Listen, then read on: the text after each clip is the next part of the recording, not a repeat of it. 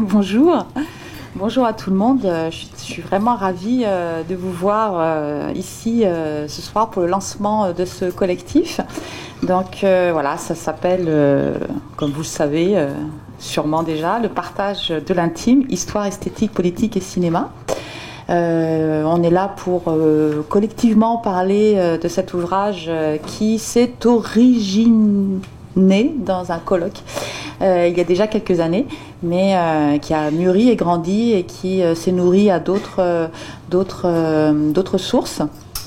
Donc je vais peut-être commencer tout simplement par présenter les collègues et les amis qui sont venus parler du livre. Donc en commençant à l'autre extrémité, il y a Magali Hull qui est professeure à l'UQAM en sociologie de la culture ou sociologie, tu te définis sociologie de l'art, voilà, sociologie de l'art plutôt. Daniel Van Stock qui est professeur à McGill, plutôt, alors philosophie morale et de droit, et du droit, oui, voilà. Donc, et Silvestra Marignello qui est professeur émérite. Non, pas encore. Bon, honoraire. Donc, au département d'histoire de l'art et d'études cinématographiques à l'université de Montréal, et Suzanne Bess qui achève ou finit ou est en plein post-doctorat à McGill, donc, et moi-même, donc Marion Froger du département d'histoire de l'art et d'études cinématographiques. On est là parce qu'on est les Montréalais en fait du collectif. C'est un collectif qui a été fait en lien avec Frédéric Berthet, qui co-dirige l'ouvrage et qui est de l'université Paris 7. Donc il y a aussi beaucoup de collègues français qui ont participé à cet ouvrage. Donc je vais quand même les citer. Martine Beugnet qui est en études anglaises à Paris 7. Sophie Vaniche qui est historienne à l'école des hautes études en sciences sociales. Et Pierre Zaoui qui est philosophe à Paris 7. Alors, c'est un. Bon, je suis aussi, je dirais à titre personnel, plus particulièrement émue de me retrouver ce soir devant vous, car c'est un livre qui est quand même le fruit de maintes discussions avec des collègues et des amis ici présents, dont certains ont eu vent, je dirais, de mon obsession pour les scènes de lit conviviales, mais j'en dirai pas plus. Et puis aussi parce que c'est un projet qui s'est beaucoup nourri d'un séminaire que je donne depuis quelques années qui s'appelle Socialité du cinéma. Et comme il y a beaucoup d'étudiants aussi qui ont participé à ce séminaire, ça m'émeut beaucoup parce que c'est aussi grâce à eux finalement que j'ai pu avoir des retours précieux sur cette thématique du partage de l'intime. Et donc je voudrais en profiter pour saluer leur attention, leur curiosité, leurs idées qui nourrissent toujours les nôtres. Donc c'est aussi, je dirais, le fruit d'un travail d'édition très patient et je dirais très généreux, un accueil très chaleureux de la part des Pumes, que je voudrais prendre la peine de remercier ici, parce que c'est pas évident de faire un collectif si éclectique, avec autant de transfuges, j'appelle ça des transfuges, c'est-à-dire des gens qui ne sont pas forcément au cinéma, mais qui parlent de cinéma. Donc c'est pas forcément toujours évident de défendre ce genre de projet, et c'était au cœur de notre projet avec Frédéric, nous tenions vraiment à ce décentrement du regard, à cette entrée dans le partage de l'intime par d'autres avenues que uniquement la discipline des études cinématographiques.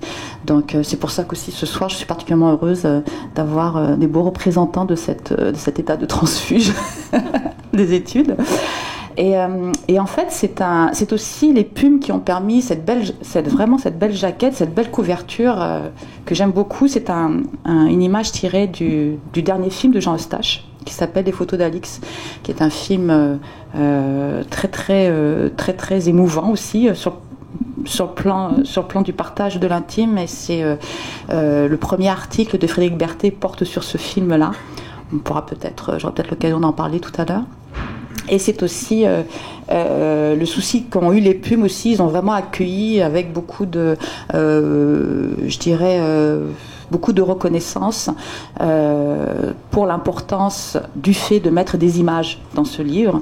Donc il y a aussi, malgré les problèmes économiques que l'on connaît pour les collectifs, il y a quand même aussi la présence d'images en couleur, d'images des films à partir desquels nous travaillons et dont nous avions besoin pour nos articles. Alors, ceci dit, je voudrais peut-être revenir avec cette idée de la difficulté de proposer un collectif qui présente un visage si éclectique. Pourquoi ? Parce que dans cette chose, dans ce livre-là, en fait, les objets que ce soit au niveau des objets d'étude ou que ce soit au niveau des approches, il n'y a pas d'unité. Vraiment aucune unité. On passe des films de fiction au documentaire, du cinéma expérimental au cinéma grand public, des films canadiens, québécois, français, japonais, danois, italiens, américains. On a des approches historiques, culturelles, esthétiques, narratologiques. Enfin, ça va vraiment dans tous les sens.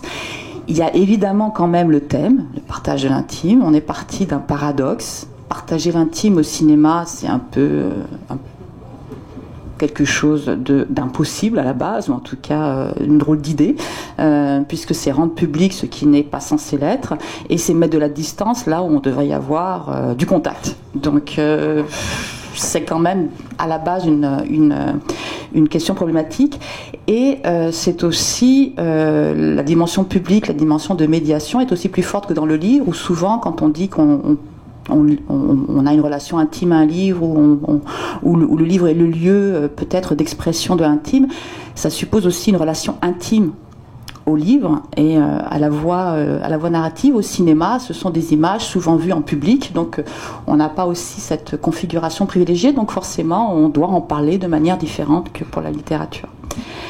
Donc il y a quand même ce paradoxe-là de savoir qu'est-ce que ça veut dire que partager l'intime au cinéma, et qu'est-ce que ça change aussi finalement au niveau social dans notre conception de l'intimité. Le fait qu'on la partage au cinéma et qu'on la partage de façon si massive aujourd'hui dans nos sociétés très marquées par ce média.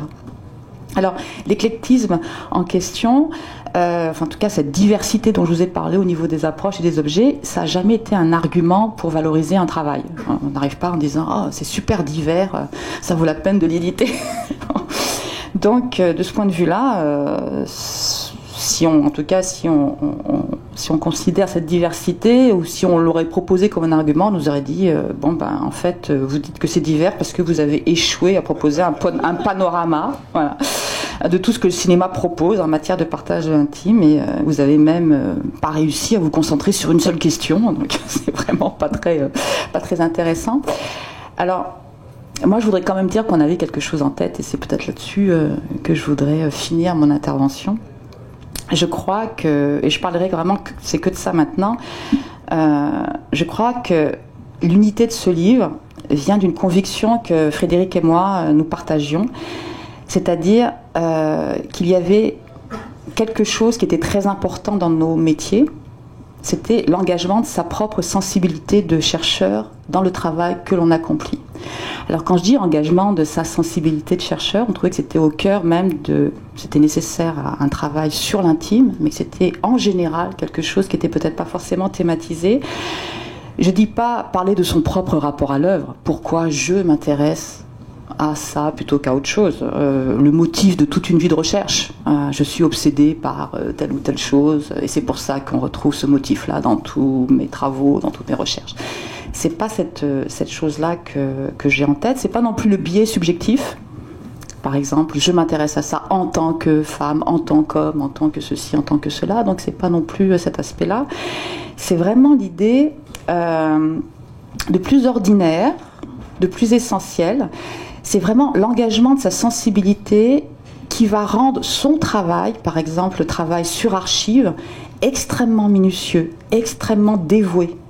Notamment le travail de Frédéric Berthet justement sur le texte sur le film de Jean Eustache, et qui va s'acharner à traquer dans le film justement les traces de tendresse et d'intelligence qui ont composé le film et qui l'ont fait naître. Donc c'est cet engagement, je dirais, de la sensibilité qui permet au travail d'archives de se développer de façon si minutieuse et de façon si attentive. Ou encore, engager sa sensibilité, c'est comme chez Daniel Van Stock, provoquer, alimenter, relancer sa réflexion sur la relation intime, en osant quitter le terrain du discours et de l'expérience. Donc en allant sur un terrain beaucoup moins ordinaire que sur lesquels il travaille habituellement. C'est aussi, je dirais, dessiller son regard afin de ressentir et de démontrer à quel point un film peut se trouver en tension et en danger de ratage.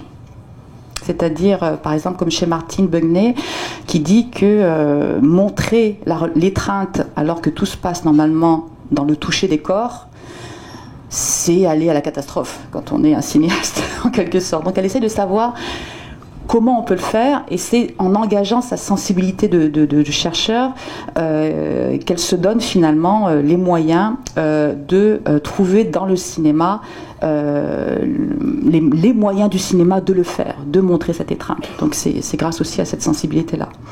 C'est aussi, je dirais, comme chez Pierre Zawi, qui a fait un très beau texte sur Laurence Anyway, de se donner les moyens conceptuels de faire d'un affect Miller l'agacement, pas son agacement, mais l'agacement en général, un concept majeur de l'esthétique. Donc c'est à travers ça, à travers son attention à un micro-affect, donc sa sensibilité, qui lui permet de repenser l'expérience esthétique.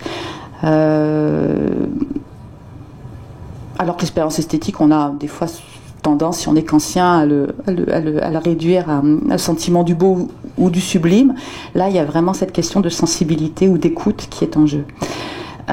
Chez Silvestra aussi, qui va prendre la parole, ou chez Sophie Vanish, qui n'est pas là, c'est aussi à partir d'une empathie très forte ressentie pour les personnages du film qu'on peut être en mesure de dégager le sens politique de ce qu'ils vivent. Par l'empathie, on arrive au sens politique d'une expérience. Ça aussi, ça prend de la sensibilité engagée dans l'étude du film. Je dirais aussi que ça permet de comprendre par un détail de la mise en scène qui vous étonne profondément tout un pan traumatique de l'histoire culturelle d'un pays. Et là, je pense à Suzanne aussi, à son travail sur le Japon de l'après-guerre, à partir d'une analyse très fine et très pointue de tout ce qui fait la texture des films d'Ozu. Ça aussi, ça prend de la sensibilité. Ou alors, finalement, je vais finir sur la délicatesse d'un geste de remémoration, être sensible à la délicatesse d'un geste de remémoration, en l'occurrence celui d'une fille cinéaste envers sa mère disparue. Ça permet de déplier les moyens qu'offre le cinéma pour sortir indemne de cette expérience de remémoration qui n'est pas évidente quand on est cinéaste, quand on est actrice et qu'on parle des infidélités de sa mère. Voilà.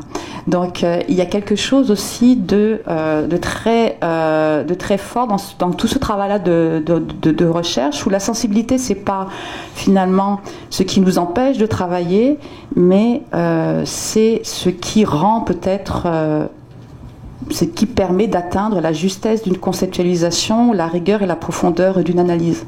Ça fait partie du travail de chercheur. Donc moi je voulais introduire ça comme ça parce que je pense que sur le partage de l'intime on est peut-être plus amené à parler de ça, mais je voulais aussi dire que c'était aussi pour ça qu'on avait contacté ses amis et ses collègues, d'une part parce qu'on les a écoutés au colloque, en fameux colloque, on les a découverts, on a pu les découvrir au colloque, mais aussi parce qu'on les connaît depuis longtemps et qu'on sait la manière dont ils travaillent. Voilà, donc j'avais envie de peut-être, alors on s'est pas trop concerté exactement sur la manière dont on allait lancer cette table ronde, mais j'avais quand même de façon très généreuse, je leur disais je vais vous présenter chacun votre travail. Ils m'ont dit mais non, tu fais trop de travail Marion, laisse-nous parler de notre contribution, de notre manière d'être entré dans la thématique du partage de l'intime. Donc ça va être dans un premier temps, ça va être ça. Chacun va un peu parler de sa manière d'entrer dans la thématique. Et après, on s'est proposé, je leur ai dit, on va se lire mutuellement. Et peut-être qu'on va justement trouver des ponts et se parler un petit peu de notre façon d'être ensemble dans ce livre-là. Voilà. Donc, je sais pas, Magali, tu es la plus loin de moi. Donc, vas-y, commence.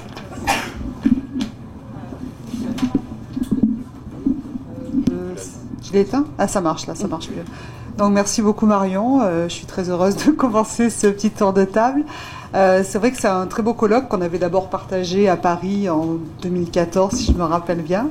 Et moi j'ai eu la chance en fait donc d'être sur ce livre ensuite, et hier soir j'ai commencé à le lire parce que généralement quand on fait des collectifs il est très rare qu'on lise tout de suite les contributions des autres, et là finalement Marion nous a invités à nous lire les uns les autres, et c'est ce que j'ai fait, et je nous ai lus en fait déjà tous les 5 entre hier soir et aujourd'hui. Donc je suis vraiment dans le livre et assez loin finalement de ma propre contribution que j'ai relue en diagonale, puisque déjà elle était assez ancienne, finalement assez loin de moi. Donc Marion l'a rapidement introduite. Effectivement, moi je suis partie d'un film de Sarah Polley qui s'appelle Les Stories We Tell, les histoires qu'on raconte.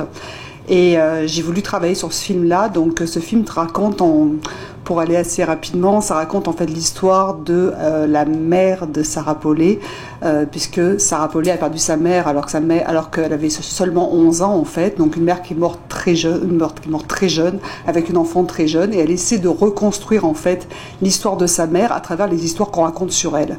Donc Sarah Polley va parler avec les membres de sa famille, c'est une grande famille élargie avec des frères et sœurs énormément, une famille recomposée.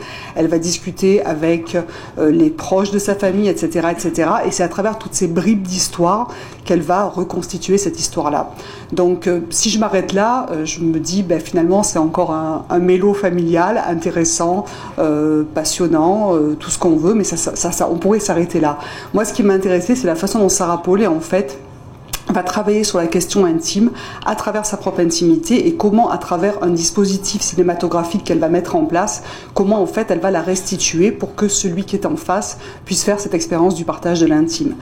Et ce que fait Sarah Polley en fait, c'est qu'elle va jouer, elle fait une espèce de jeu de piste entre des images qu'elle a, des images d'archives, puisque sa famille quand même était dans le cinéma, donc a tourné des petits films en Super 8, j'ai changé de voix. Donc, elle a tourné des petits films en Super 8, etc. Elle avait beaucoup d'albums de famille, beaucoup de photos de sa mère qui était actrice, etc.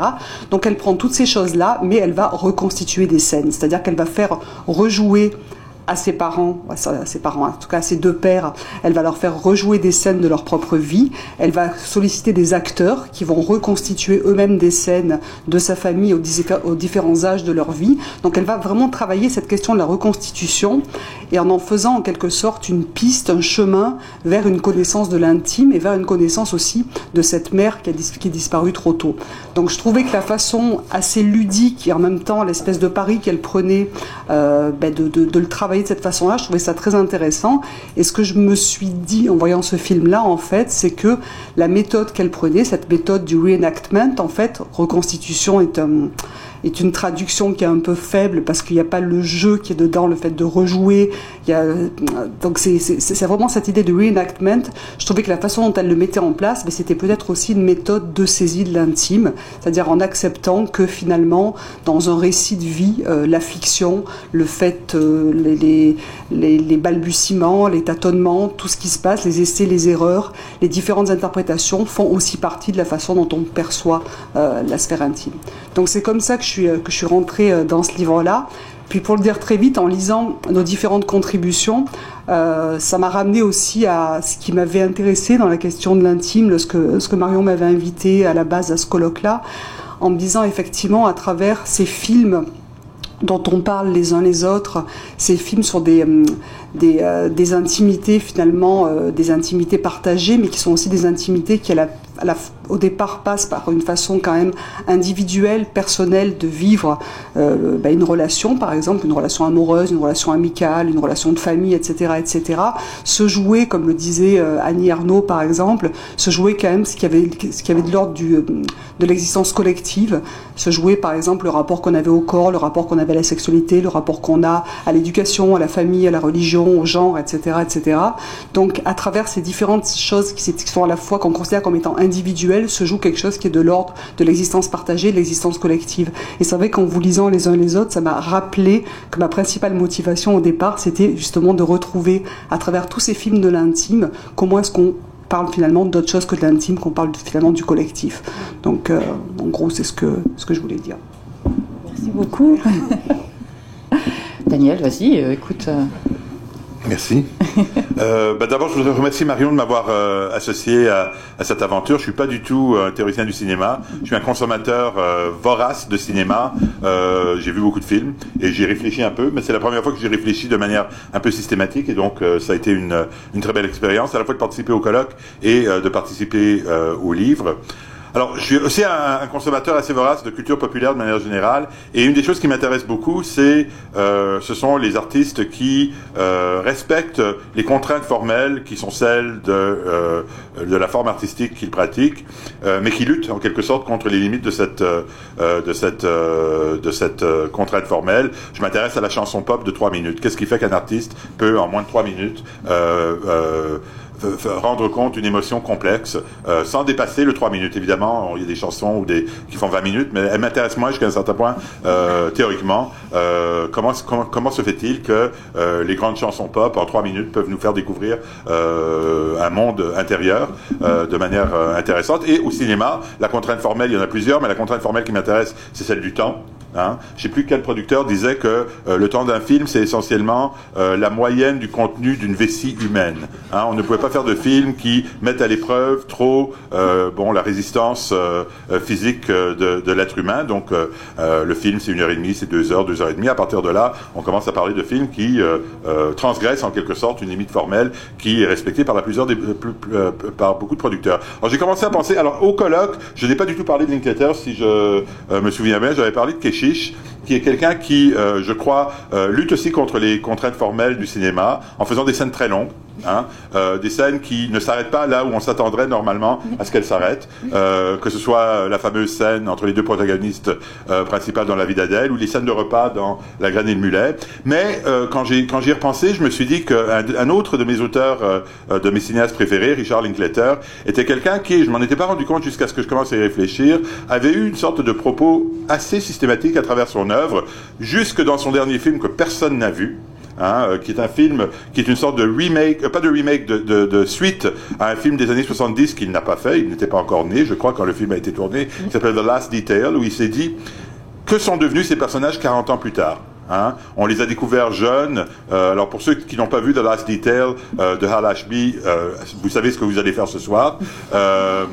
Et donc, sans que quiconque, Hal Ashby est mort depuis 20 ans, le film, le personnage principal était Jack Nicholson, qui n'était, je crois, pas disponible pour ce film-ci. Que sont devenus ces personnages 40 ans plus tard? Et c'est tout à fait intéressant. Mais alors, ce qui m'a beaucoup intéressé, puisqu'on parlait de l'intime, c'est la trilogie, donc ce qu'on appelle la trilogie Before. Je les ai jamais dans l'ordre. Before Sunrise, Before Midnight et Before Sunset, qui donc raconte sur 18 ans, les films ont été tournés sur 18 ans, donc en 1995 et 2013, la vie d'un couple. Alors la vie d'un couple racontée de manière extrêmement elliptique, puisque les films durent à peu près une centaine de minutes chacun, respectent une contrainte temporelle très forte, c'est-à-dire que l'intrigue de chacun des films se passe en quelques heures. On est presque dans le temps, dans le temps réel. Le premier film, deux jeunes, joués par donc Ethan Hawke. Si vous n'avez pas vu les 3 films, vous savez ce que vous allez faire ce week-end. Joué par Julie Delpy et Ethan Hawke, qui sont jeunes adultes dans le premier film, qui se rencontrent dans un train, qui décident de descendre du train pour aller passer une nuit chaste ensemble en se promenant dans les rues de Vienne. Décident à la fin de se donner rendez-vous, un rendez-vous auquel ils ne savent pas ce que l'autre va respecter. 1 an ou 2 ans plus tard, je ne sais plus. Et évidemment, Ethan Hawke ne se pointe pas. Quelques années plus tard, il est devenu un auteur à succès. Il fait une tournée de livres à Paris. Julie Delpy, qui vit à Paris, se pointe et il renoue donc connaissance. Je suis en train de, si vous voulez pas savoir ce qui se passe dans les films, vous mettez les doigts dans les oreilles. Et donc, dans le 3e film, de toute évidence, ce renouage de connaissances a fait de sorte qu'ils ont décidé de former un couple. Ils ont maintenant 2 jeunes filles et ils ont une sorte, la première scène est une scène d'anthologie qui dure à peu près 10 minutes où en fait ils sont en voiture, ils vont de l'aéroport où ils ont déposé le fils que Ethan Hawke a eu avec sa première femme à l'aéroport pour qu'il retourne aux États-Unis et ils sont avec leurs 2 filles qui sont en train de dormir dans le siège arrière et ils ont une discussion comme un couple qui a forgé ensemble une intimité a des conversations de manière quotidienne, c'est-à-dire où on parle des sujets les plus triviaux. Est-ce que je devrais manger la pomme de ma fille qui dort et qui n'en aura pas envie alors que moi j'ai faim maintenant et que, etc. Jusqu'aux sujets les plus graves. Quel est le sens de la vie? Est-ce qu'on a complètement raté notre vie? Est-ce qu'on a complètement raté notre couple? Sans transition et en complétant un peu les phrases des uns des autres. Alors, ce qui m'a beaucoup intéressé, c'est donc la décision de tourner ces 3 films à intervalles quand même très longs. D'une manière qui laisse en quelque sorte un rôle très actif aux spectateurs, c'est-à-dire d'interjecter en quelque sorte ce qui s'est passé entre. On passe donc du deuxième film où ils décident de toute évidence qu'ils vont essayer de se lancer dans une relation à quelques années plus tard. De toute évidence, avec 2 filles, ils ont décidé de faire vie commune. Qu'est-ce qui s'est passé entre? Comment est-ce que... Alors, pourquoi est-ce que le cinéma a du mal à se représenter l'intimité? Parce que je prétends, dans le début un peu philosophique du truc, que l'intimité, c'est un travail du temps. On devient intime à force de se connaître, et c'est quelque chose que le cinéma a du mal à représenter, parce que le cinéma, encore une fois, la contrainte de la vessie ne peut pas nous faire découvrir, disons, des relations qui durent pendant des années, à moins de faire ce que Linklater fait, c'est-à-dire le pari que le spectateur va rentrer dans le film avec une sorte de rôle actif, et interjecter presque fatalement, ah tiens, ils sont ensemble, qu'est-ce qui s'est passé entre, comment est-ce qu'ils en sont venus à avoir cette conversation au tout début du film, et il me semble que quand j'ai commencé à y penser, j'ai trouvé toutes sortes de stratégies très subtiles dont Linklater se sert pour que les films en quelque sorte se fassent écho les uns des autres. Et j'ai ensuite découvert que Linklater, en fait, utilisait des méthodes de ce type dans d'autres de ses films, donc Boyhood, un film qui fait un travail un peu différent. Le même acteur, donc, les mêmes acteurs tournés sur 10 ou 12 ans. Donc, le garçon qui est le protagoniste principal du film, on commence à le filmer à 8 ans. Plutôt que de changer d'acteur à mesure qu'il grandit, il a décidé de tourner 15-20 minutes de film chaque année, pendant une douzaine d'années, en espérant que les acteurs continuent à ce qui n'était pas du tout garanti, que les acteurs, Ethan Hawke qui était encore, Arquette, Patricia Arquette, et donc ce jeune acteur qui avait 8 ans quand ça a commencé, qui en avait 19 quand ça s'est terminé, qui était disponible toujours, et bon, qu'on voit grandir, littéralement, qu'on voit grandir devant nos yeux. Alors, pour moi, c'est un peu ça l'intérêt, c'est, disons, de voir comment un auteur, de manière ingénieuse, lutte contre les contraintes formelles qui sont celles du cinéma populaire. Ce sont des films populaires, ce sont des films pas grand succès, mais des films qui passent au Cinéplex, pour tenir un propos quand même un peu complexe sur la naissance de l'intimité, sur l'intimité d'un couple, sur l'intimité aussi qui naît entre des personnages et leurs spectateurs, parce que quand Linklater a dit que ça allait être une trilogie et pas une tétralogie, il y a des gens, il paraît qu'il a été bombardé de courriels, de lettres, de gens qui disaient « Non, non, vous ne pouvez pas me faire ça, vous ne pouvez pas m'ôter ces personnages que j'ai tant aimés. » Et dans une entrevue récente, Ethan Hawke a laissé poindre la possibilité qu'il y aurait un 4e film, ce que j'espère de tout cœur. Mais donc, comment aussi fait-il naître une intimité avec ces personnages que nous n'avons vus que pendant quelques minutes ou quelques heures sur 13 ans, mais que nous avons l'impression de connaître par le choix très judicieux de moments dans la vie de ce couple. Donc voilà... J'espère que ça vous a donné plus, si vous ne les avez pas vus, envie de voir les films que de lire le chapitre. Mais lisez le chapitre également parce qu'il est entouré de plein de bons textes que vous devez découvrir. Merci beaucoup, Daniel. Donc Sylvestra... Non, il n'y a rien à faire, il faut que tu parles et puis un jour, le son va venir. Donc, merci Marion de m'avoir invité au colloque et de m'avoir invité à participer à ce volume. Je suis très contente. Et en fait, au colloque, on avait présenté, Suzanne et moi, un autre texte dans lequel j'avais commencé cette réflexion à partir d'Hannah Arendt, mais on avait travaillé sur les films épopées. C'est pas les films épopées, Amadoué du groupe épopée en fait. Et donc on a décidé de faire chacune notre texte et donc j'ai développé cette réflexion à partir de notre film. Mais ce que j'ai fait pour me préparer pour aujourd'hui, c'était plutôt de lire vos textes, les textes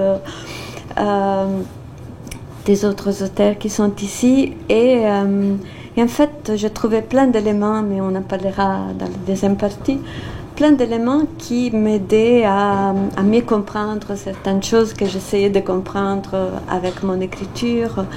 Il y avait plein d'éléments qui revenaient, qui contribuaient à faire un travail collectif. En fait, c'est extraordinaire, c'est vrai, ce que tu disais de la sensibilité, de l'engagement vers une sensibilité. En même temps, chacun apporte quelque chose à la réflexion sur l'intime à partir des films différents, mais ça donne une homogénéité.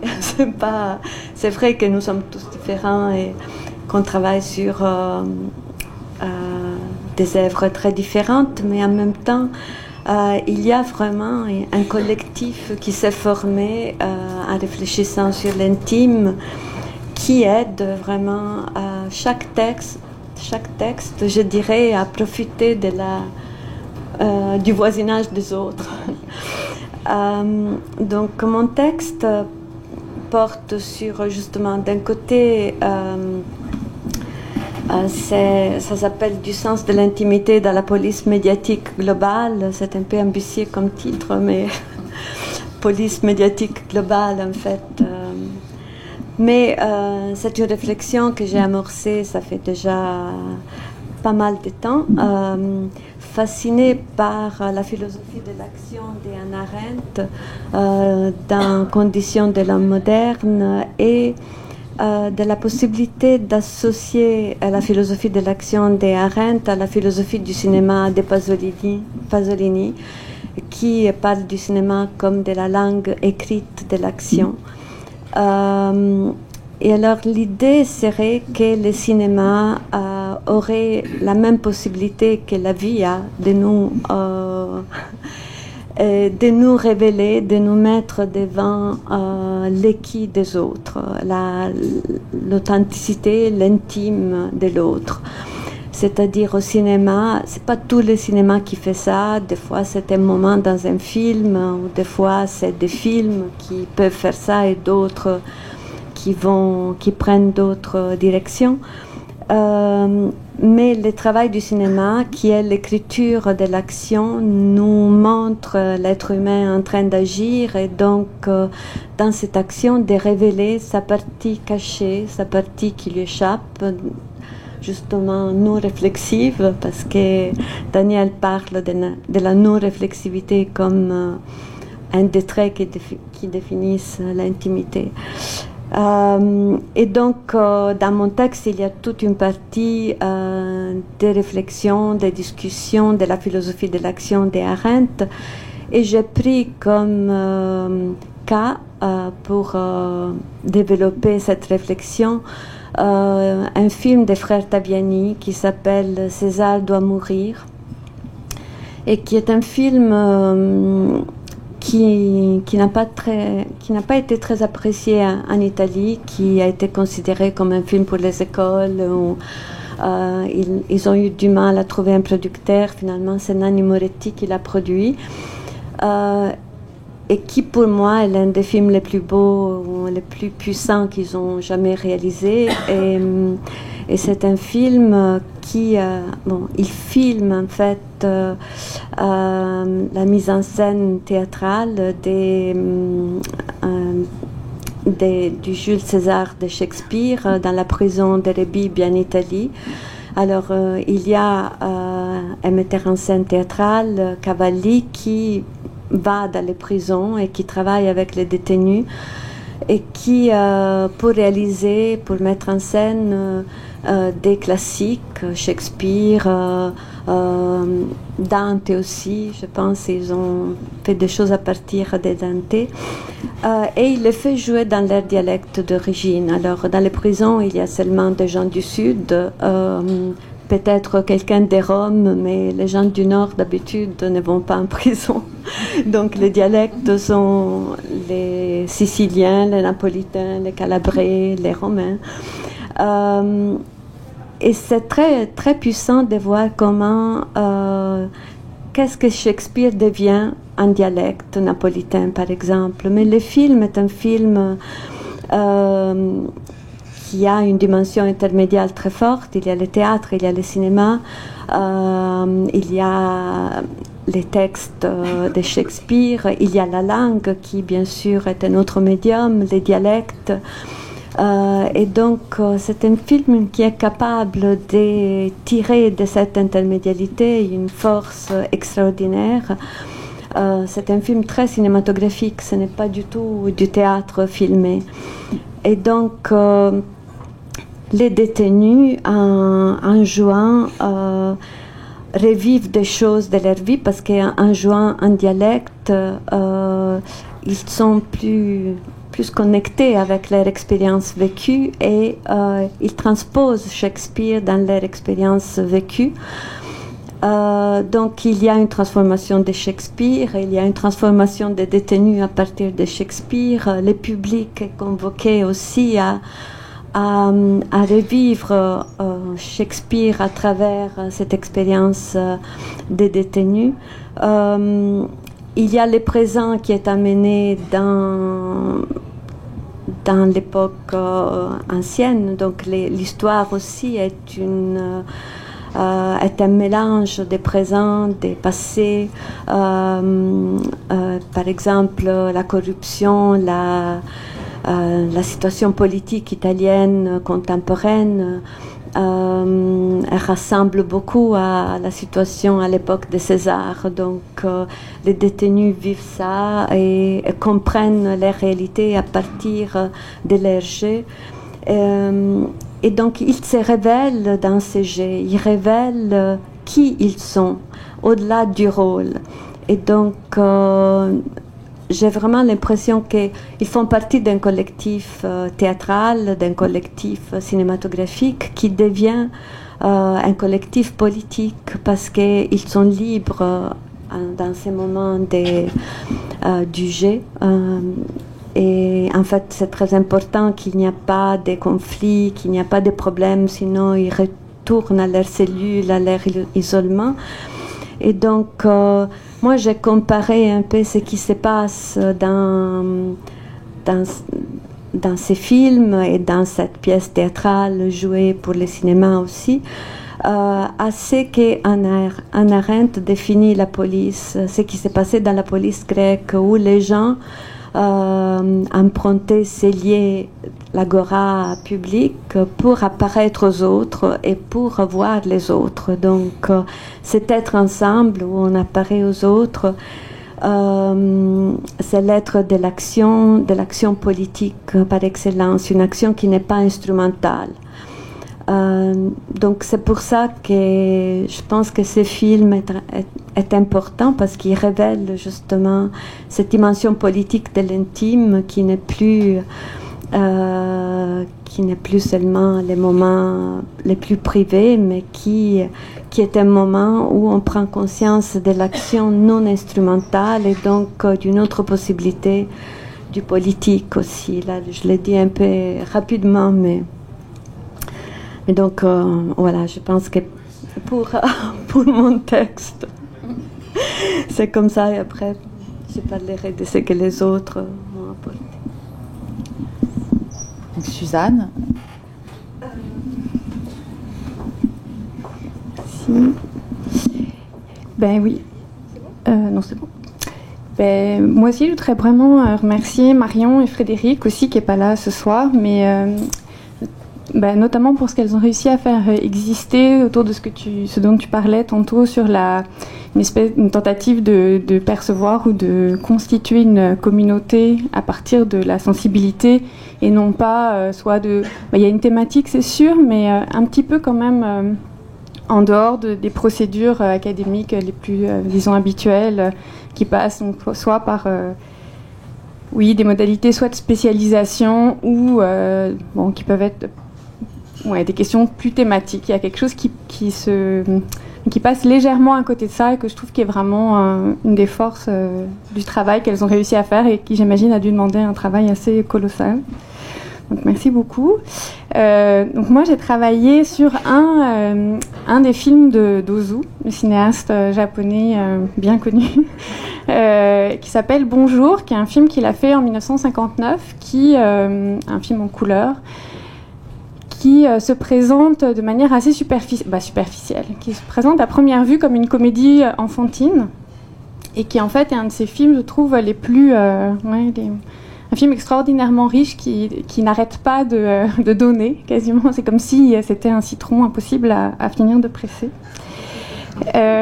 Et donc à une figure, en fait, je me suis intéressée pour ce texte en particulier, et j'étais vraiment contente de pouvoir le faire parce que j'ai fait ma thèse, j'ai consacré ma thèse à Ozu, et j'ai pas évoqué ce personnage dans ma thèse, mais c'est un personnage vraiment très secondaire du film, qui est une sage-femme âgée qui, oui, un personnage vraiment secondaire au sens où elle a pratiquement pas de rôle dramatique, mais qui est un personnage vraiment intriguant à toutes sortes de points de vue. D'abord par sa présence à la caméra, l'actrice qui la joue, mais aussi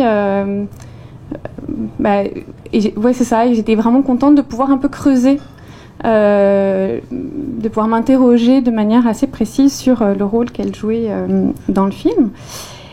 Et un peu le propos, enfin un peu ce que j'ai essayé de faire dans le texte que moi j'ai écrit, c'était d'essayer d'élaborer ou de formuler, de nommer, j'ai pas toujours trouvé ça très facile honnêtement, une conception de l'intimité autre que celle qui est très intériorisée pour nous, qui est un peu naturelle comme on pourrait dire, ou très naturalisée, qui serait évidente, ou en tout cas... Peut-être que je me trompe, peut-être que vous ne serez pas d'accord, mais qui en fait est historique, politique, et qui correspond à un mode de subjectivation qui est celle de notre temps et de notre monde politique, je dirais, qui serait la démocratie libérale, disons. Et donc ce registre politique du libéralisme, ce qui m'a intéressé beaucoup, c'est comment ce film en fait l'approche de manière très immanente à ces images. C'est pas du tout un thème, c'est pas quelque chose qui est thématisé de manière délibérée, ou qui est pas du tout dans un registre réflexif non plus dans le film, mais qui est effectivement, qui travaille les images, et donc ça se produit à un niveau qui est à la fois esthétique et éthique, toujours dans le film. Donc l'idée de dénaturaliser un peu notre conception, ou en tout cas une certaine conception, je pourrais dire dominante, de l'intimité. J'ai pas voulu le faire parce que je trouvais vraiment... la raison pour laquelle j'étais vraiment contente de pouvoir l'aborder à partir de ce film-là, c'est que je voulais pas le faire simplement en termes culturels, de manière très générale. Le Japon, c'est différent. On peut aussi bien exoticiser la différence ou la déconstruire. En tout cas, on est toujours un peu pris avec cette espèce de ritournelle-là. Et donc de faire quelque chose de plus ancré dans un travail qui l'aborde lui-même. C'est ça.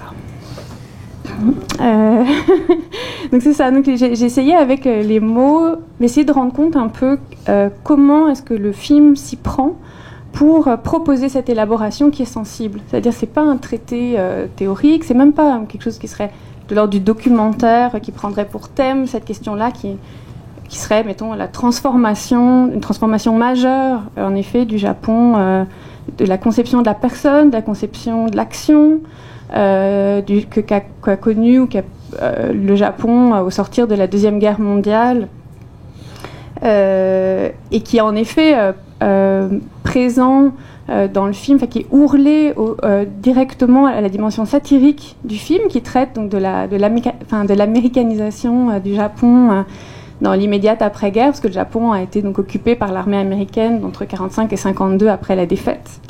Et en fait, à la fin, donc en 1952, quand l'armée américaine est partie, disons que ça a plutôt occasionné un rapport privilégié du Japon aux États-Unis que la fin de quelque chose.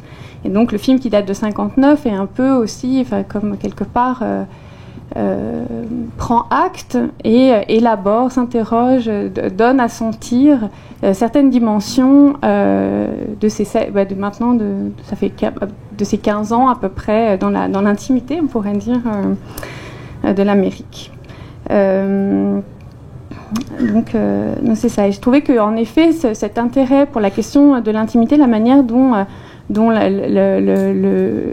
ce rapport, la transformation qui s'opère dans la conception, c'est ça, de la personne, de l'espace, de l'habité, au Japon à ce moment-là,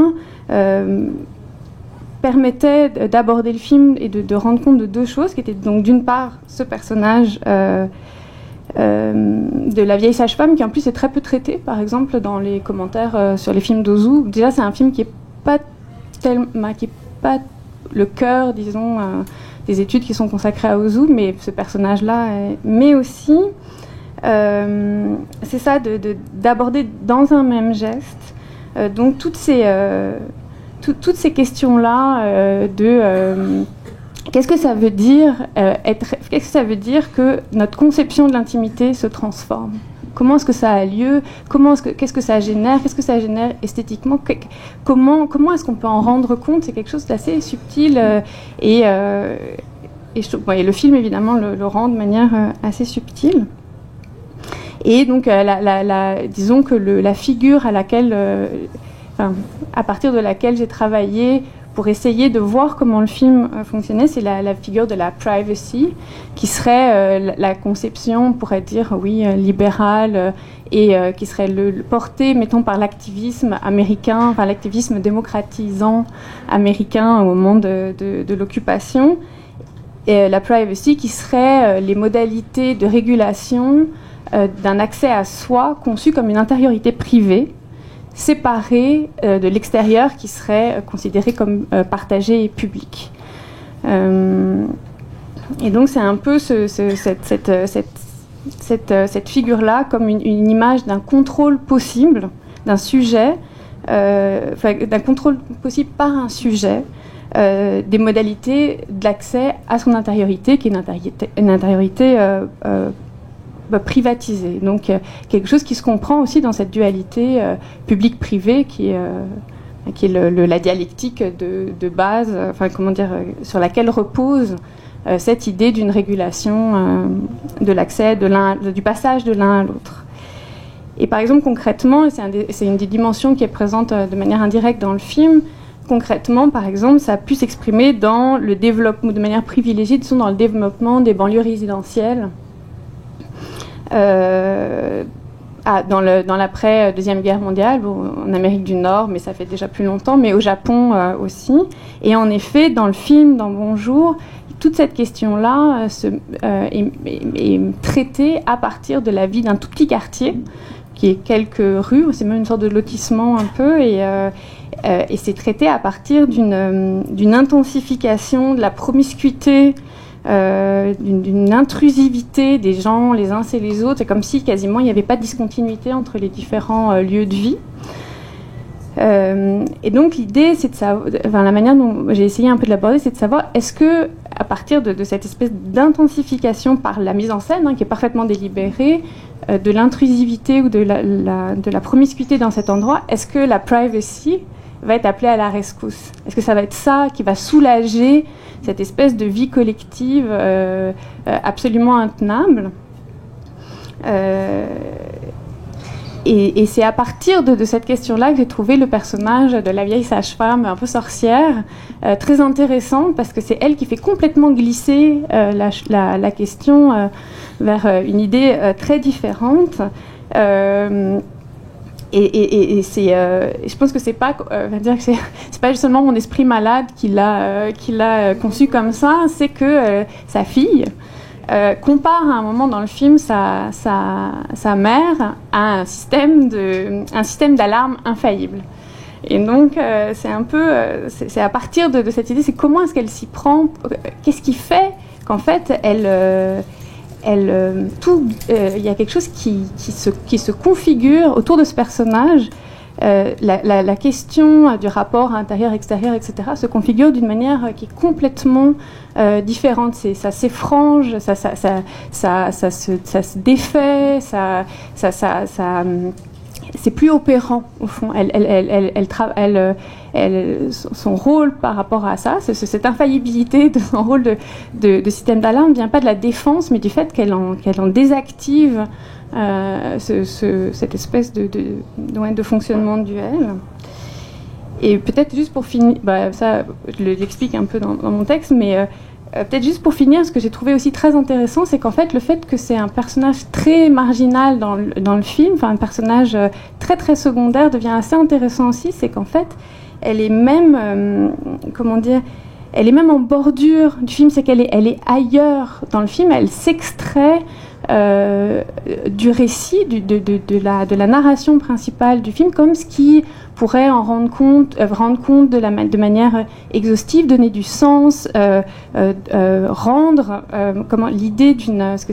Au fond, le film traite vraiment de la question du rapport de l'image à la communication. C'est l'idée, est-ce que les images servent à communiquer quelque chose, évidemment, Ozu traite ces images d'une manière qui en défait la portée communicative à bien des égards.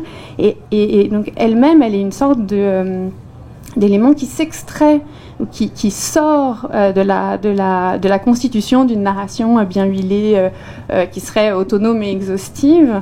Et rien que comme ça, enfin, notamment comme ça, c'est-à-dire que c'est le film lui-même qui travaille à défaire toutes ces opérations de constitution d'une transparence qui jouent à toutes sortes de niveaux. Parce que je vais m'arrêter là. Merci beaucoup. C'est pas facile d'expliquer, de réduire, je trouvais, dans 5 minutes le travail d'un texte de 20 pages. Moi, je vais partir. Je vais être très courte aussi sur mon texte parce que j'ai vraiment envie qu'on discute de façon transversale. Je vais simplement dire que c'est parti d'une anecdote que m'a raconté un collègue il y a des années, un collègue japonais qui me dit qu'il était dans un festival de films français au Japon et qu'il montrait un film et que soudain, quelqu'un dans la salle à la fin du film s'est levé en disant « Ce film n'a pas de scène de lit, n'a pas de scène de table, en quoi est-ce un film français ?» Donc, je me suis dit, tiens, c'est intéressant, effectivement, en termes de clichés, on va dire, le film français, ça se passe forcément dans un lit autour d'une table.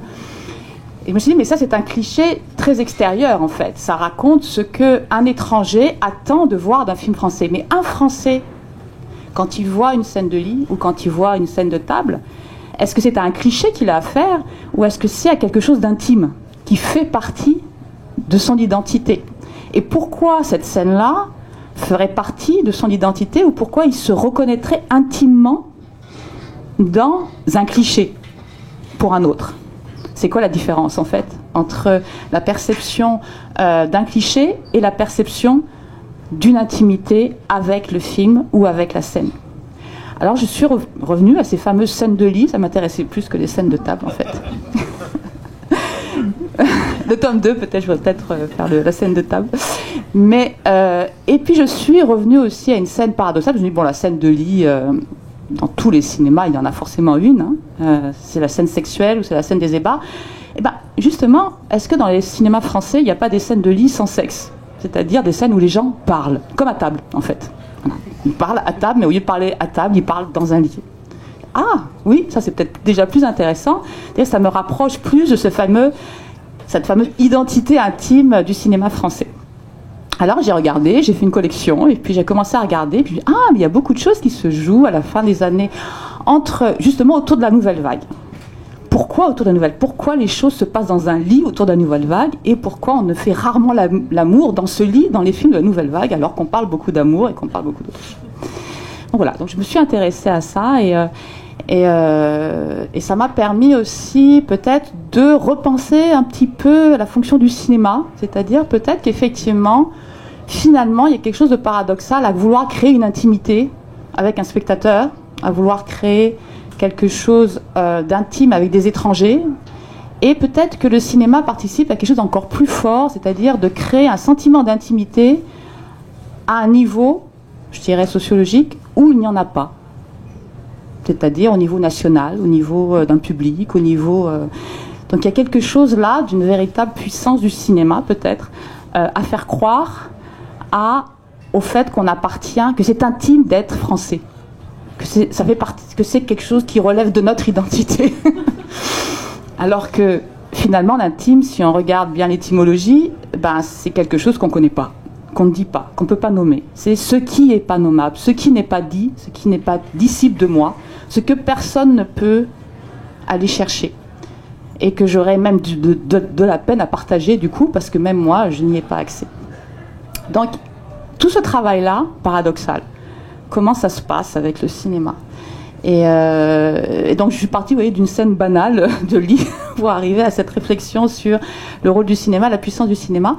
Et je pense que ça traverse un peu tous nos textes aussi à certains degrés.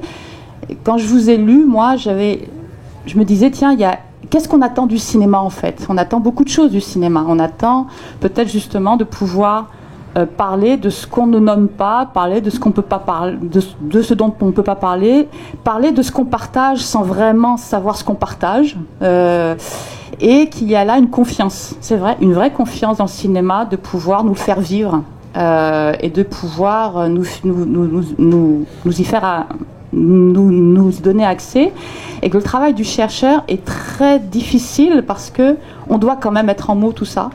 Et on doit le mettre dans des mots qui sont des mots analytiques, qui sont des mots de discours, qui sont des mots de théorie. D'où peut-être ce paradoxe aussi à vouloir faire un livre sur le partage de l'intime. Alors je pensais effectivement, même Daniel, quand tu parlais de cette trilogie, à quel point ça nous accompagne finalement, ces personnages-là, on les retrouve.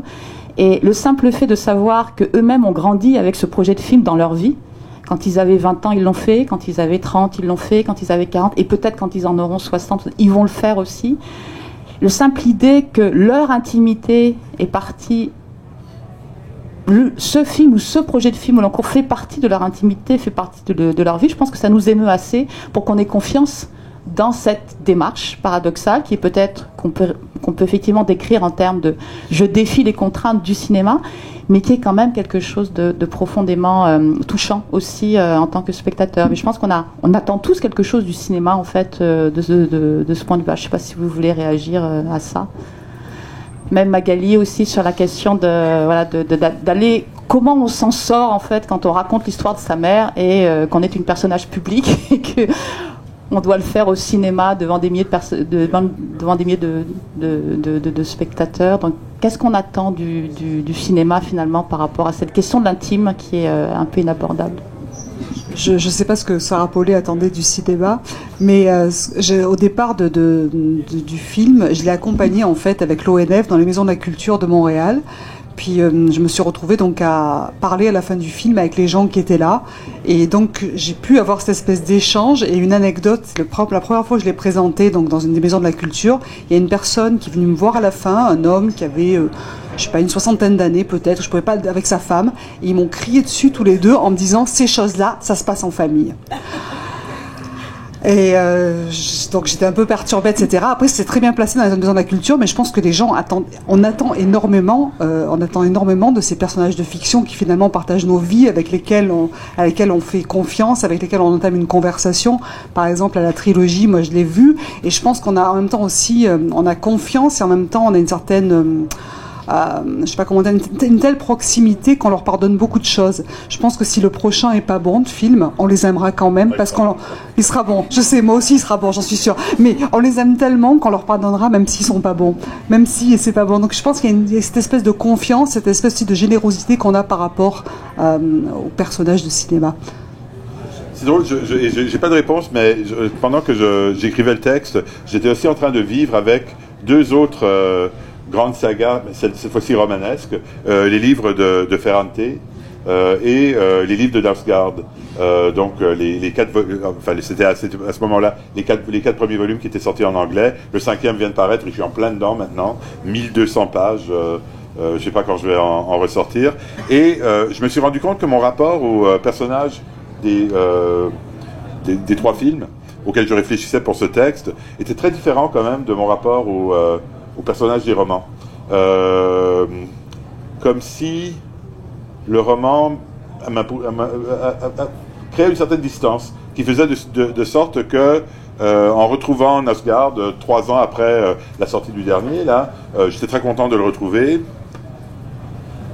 mais je me retrouvais devant un objet très différent. J'ai du mal à mettre le doigt sur exactement ce que ça représente. C'est pas l'impression de retrouver des amis comme c'est le cas dans les films bon, s'il m'avait dit que il paraît que le traducteur norvégien a fait une anglais a fait une dépression nerveuse en traduisant le 5e livre, et qu'il y était question en fait qu'il soit retardé parce qu'il n'y a pas tellement de traducteurs littéraires norvégo-anglais, semblerait-il. C'est la raison pour laquelle il y a 2 traducteurs qui sont nommés dans le... mais si on m'avait dit que le 5e livre ne paraîtrait pas, ou qu'il paraîtrait dans 10 ans, ou qu'en fin de compte il ne paraîtrait pas, je me serais dit, j'ai lu les 4 premiers. Alors que j'ai pas l'impression qu'on m'aurait ôté un ami. Alors que là, dans la trilogie, le cinéma a une capacité à susciter des émotions différentes. Peut-être tout simplement parce que, pour des raisons tout à fait banales et plastiques, c'est-à-dire que les personnages sont là devant nous, alors qu'il faut qu'on se les imagine dans un roman. Je sais pas. Mais de mon point de vue, ça m'a frappé que je m'attendais à davantage j'avais une relation très différente et peut-être plus exigeante à l'endroit des personnages de ces films qu'à l'endroit des personnages de ces romans, qui d'une certaine manière tentent également de représenter dans la longueur la création de relations, d'intimité entre des personnages. Dans le cas de Ferrante, les 2 amis qui se côtoient toute leur vie. Dans le cas de Nosgard, c'est un peu compliqué, je ne sais pas exactement avec qui, avec lui-même, qui essaie de créer cette intimité. Enfin, je n'ai pas l'impression d'avoir dit quoi que ce soit de particulièrement cohérent, mais... Mais c'est vrai que la question de l'action, quand même aussi, que tu soulevais, Sylvestre, puis je pense aussi, à ta manière aussi, Suzanne, de dire finalement l'intimité en contact direct avec des personnages avec lesquels que l'on accompagne au moment où ils agissent. C'est aussi cette chose-là qui est intéressante au cinéma et qui fait partie peut-être de qu'est-ce que ça fait que de penser en même temps, ou de commencer à penser en même temps que l'on voit ou que l'on accompagne une action et que l'on voit la puissance de cette action ou le résultat de cette action, alors que dans les romans et dans le discours, on est toujours peut-être aussi face à un décalage et à une médiation supplémentaire par le discours ou par la réflexion. On disait tout à l'heure qu'il n'y avait pas de réflexion dans l'intimité. Parce que c'est aussi une expérience de pensée, c'est ça que je veux dire aussi, de regarder des films comme ça, parce qu'on a envie de le développer après dans un article, mais c'est quand même aussi une expérience de pensée, je pense, à la base du cinéma, particulière. Je suis d'accord, et en fait, je m'attends énormément du cinéma, je dois dire. Je me reconnais complètement dans ce que tu dis quand tu parles... de l'attitude vers le cinéma qui s'est développée avec la nouvelle vague. Tu dis que l'investissement mental, émotionnel que les auteurs de la nouvelle vague ont en le cinéma se transmet aux spectateurs, et donc et aussi investissent le cinéma émotionnellement et moralement. Et donc ce mélange entre la vie, le cinéma, la vie de l'auteur, moi je suis très sensible à cette attitude envers le cinéma, et en fait en montrant l'action, et là je reviens à ce que tu dis quand tu parles de Wittgenstein, d'une philosophie qui sort de l'abstraction et qui arrive à montrer ou à dire les choses sans passer par l'abstraction. Le cinéma a ces pouvoirs-là, s'il le veut, parce qu'il peut aussi faire de l'abstraction et seulement raconter quelque chose.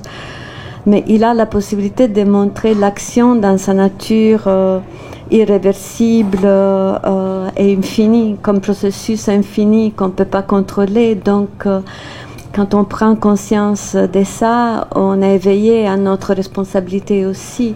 Donc l'action, ce n'est pas nécessairement l'action pour un but, mais c'est cette action processus dont on n'est pas conscient. Mais quand on en devient conscient, on doit changer aussi notre conception de la politique, notre conception de notre responsabilité, de notre engagement dans le monde. Donc j'attends beaucoup du cinéma. Et je veux dire, j'aime beaucoup du cinéma. C'est pas seulement que j'attends, mais c'est un peu comme ça que je le vois, ce potentiel incroyable. Suzanne, tu veux... Non. C'est trop difficile.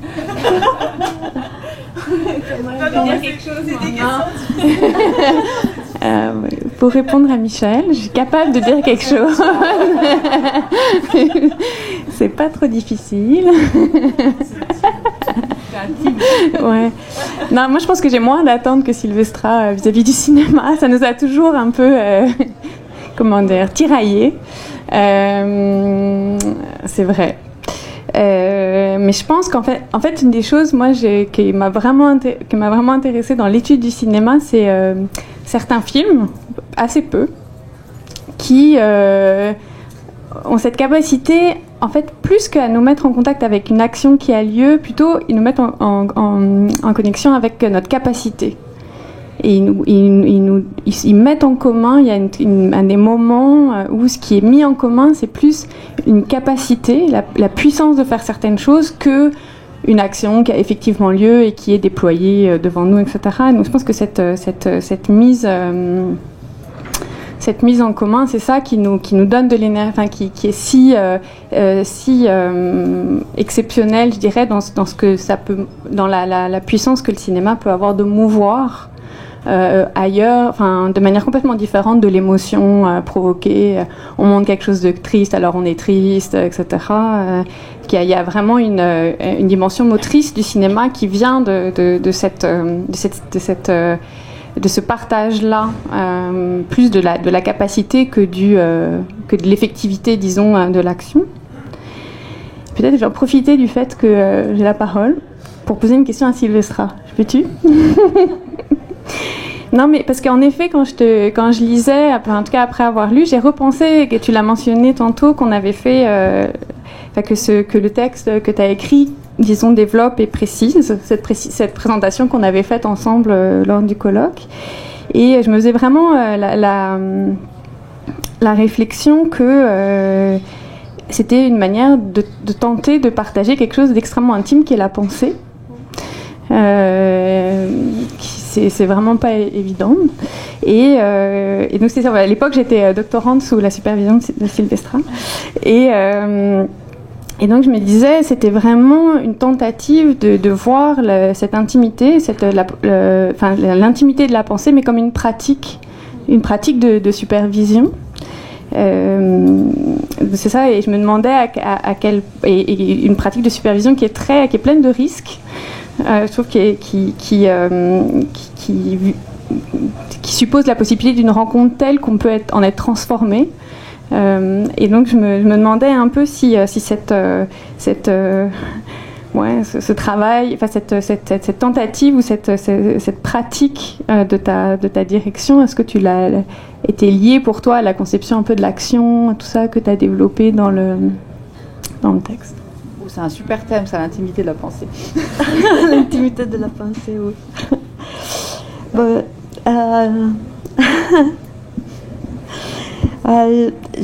je pense qu'on peut dire, oui, je n'y ai pas réfléchi comme ça, mais je pense qu'en fait, quand on dit action, je me base vraiment sur la philosophie de l'action des Arendt et donc de l'idée de l'action comme processus. Donc ce n'est pas tellement l'action qui aboutit à quelque chose, ça n'a rien à voir avec les films d'action par exemple, donc dans lesquels on regarde les résultats, la transformation d'une situation, etc. Mais c'est vraiment, le cinéma a une affinité avec ce qu'Arendt appelait la fragilité des affaires humaines, parce que les affaires humaines sont fragiles justement parce qu'on ne contrôle pas l'action. On peut tout détruire sauf nos actions. Et donc, elle n'est pas si loin de ta capacité. Et le désœuvrement aussi, c'est une action parce que c'est la capacité de ne pas agir. Donc, on est condamné à l'action. Quand on parle, on agit. Quand on s'était, on agit. Et donc, oui, quand on dirige un étudiant, il y a des conséquences imprévisibles et irréversibles. Donc, on est là-dedans. Mais ça marche plus. Donc, c'est le temps d'arrêter. vous a coupé le micro. Peut-être que oui, je pense qu'on a beaucoup parlé, mais on peut peut-être aller continuer cette conversation autour d'un verre. Mais c'est vrai que je voudrais peut-être finir aussi sur cette question de la fragilité. Je trouve ça très important aussi parce qu'on a l'impression aussi dans la manière dont vous avez abordé, il y a quelque chose où une sensibilité au fait que au cinéma, on marche sur des œufs aussi, d'une certaine manière. Raconter l'histoire de sa famille, c'est aussi marcher sur des œufs, tenter l'impossible avec le cinéma en faisant ces expériences temporelles. C'est aussi d'une certaine manière s'abandonner, prendre un risque, s'abandonner à l'imprévisible et puis risquer le ratage, etc. On a beaucoup de... Et le cinéma peut-être de ce point de vue-là est aussi lié à l'intime.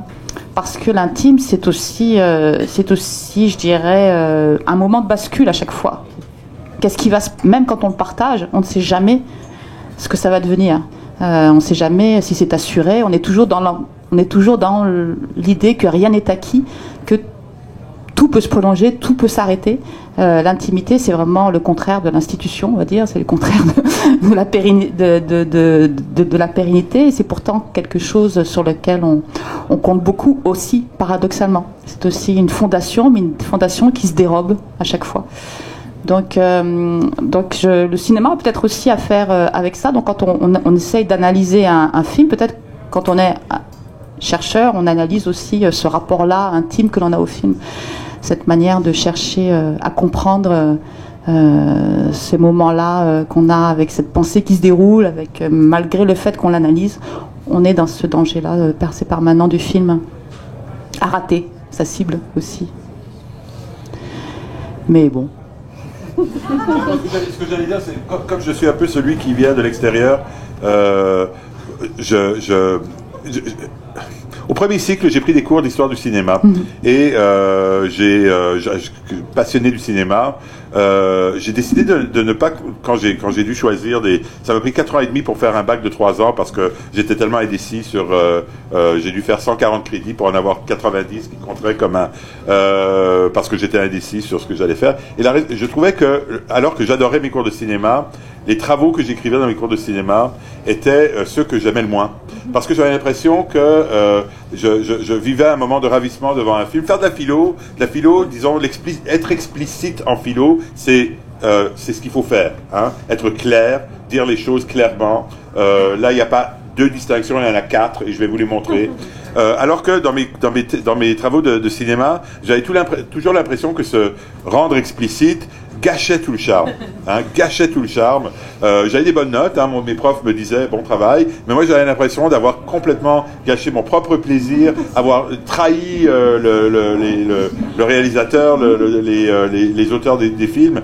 Et on parle de 35 ans plus tard, quand j'ai dû écrire ce texte, je me retrouvais en quelque sorte étudiant de premier cycle, en train de me dire mais qu'est-ce que je suis en train d'être chiant mais en fait j'aurais dû écrire 5 mots, allez voir ces films. 4 mots parce que tout ce que je dis me semble, et il y a quelque chose, il y a un risque qui est de rendre explicite sa propre réaction, qui peut complètement tomber à plat, qui peut effectivement gâcher le film, et ce risque-là je le trouve pas bon, peut-être parce que je pratique la philo professionnellement et j'en maîtrise un peu plus les tenants et aboutissants, mais j'ai l'impression de prendre un plus grand risque, pas seulement à cause de mon déplacement disciplinaire, mais à cause du fait que j'avais l'impression qu'il y avait un potentiel pour gâcher quelque chose où ce potentiel n'existe pas dans les domaines que je fréquente d'habitude. Donc, à tout prix, si vous n'avez pas vu les films dont je parle, allez les voir avant de lire mon texte. Parce que comme ça, vous allez pouvoir les vivre de manière directe et non médiée par... voilà. Magali, est-ce que tu veux le mot de la fin ? Non. Ah bon. Alors on va rester sur ce mot invisible, sur ce mot inexistant pour clore l'intimité. Ah bah oui, bien sûr, il y a des questions. Non, mais c'est une question toute bête en fait. Ça ne demandera pas peut-être un si long développement, mais est-ce que je veux pas. Mais bon, alors c'est le titre. Pourquoi l'intime plus que l'intimité? Pourquoi tu as choisi l'intime? Parce que en vous écoutant, il y a intime, intimité. Puis je me suis dit, ok, substantif de l'intime. Je me suis mis à. Et j'imagine qu'il y a une raison. L'intimité, c'est déjà partagé, on va dire. Voilà. C'est-à-dire que là, pour moi, l'intimité, c'est une relation qui se définit par deux personnes à l'exclusion d'un tiers. Voilà. On a une intimité parce que y a quelqu'un d'autre qui est pas là, qui est exclu de notre rapport. Le partage de l'intime, ça veut dire... Et puis l'intime se ne partage pas. Donc le partage de l'intime, c'est entre les deux. On partage quelque chose qui ne se partage pas en excluant un tiers qui est normalement exclu dans l'intimité.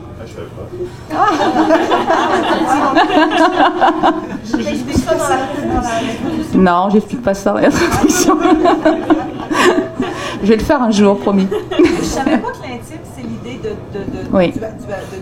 deux. Ça vient en fait...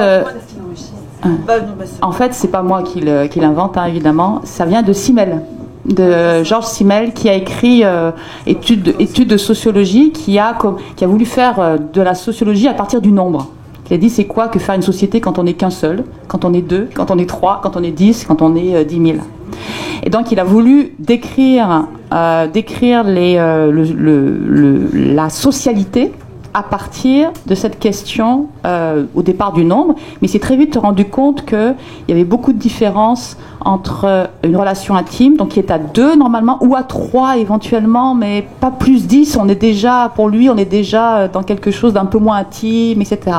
Mais il va vraiment définir, quand il va parler de la relation duel, il va dire c'est la matrice ou c'est le paradigme de l'intimité parce que ça nécessite l'exclusion d'un tiers. Ça se définit que par l'exclusion d'un tiers, par le secret, par le fait d'être fermé en fait à l'extériorité. Ça c'est Simmel. Et c'est ce qui définit l'intimité entre. Enfin, c'est la manière la plus facile de différencier l'intime de l'intimité, parce que l'intime c'est ce qu'on a tellement en soi que même nous-mêmes on n'y a pas accès normalement. Donc c'est l'inconnu, donc on ne serait pas capable de le partager. Donc le partage de l'intime c'est un double paradoxe. Et au cinéma, parce que le tiers n'est pas exclu, du coup, le spectateur est là. C'est un très beau titre. Voilà.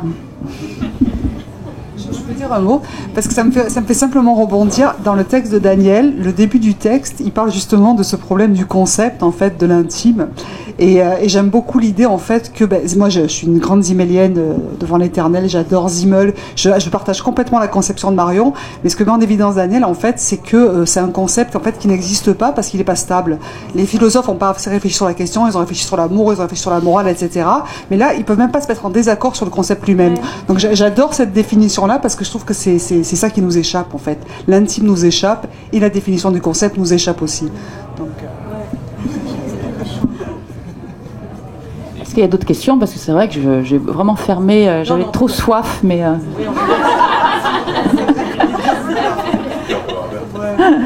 Ok, merci beaucoup d'être venu. On est vraiment ravis de partager ça avec vous en toute intimité.